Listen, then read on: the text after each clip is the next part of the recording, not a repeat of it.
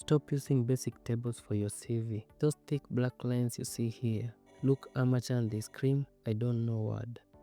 Instead of fighting with tabs and spaces to align your text, use the invisible table framework. And to do so, we highlight our table, then you go to table design. And under table design, you go to borders.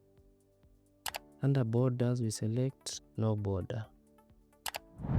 This makes the alignment to stay perfect, but the lines still invisible. Pro tip, turn on view grid lines while you work so you can see where things are, but they won't show up when you print. And to do so, you can search here just directly grid lines. So you see it's directing you how the table structure look like, but these grid lines will not show up in the final printout. And with that, you get an instant professional layout in 10 seconds. Save this so that you don't forget. Subscribe for more good content like this.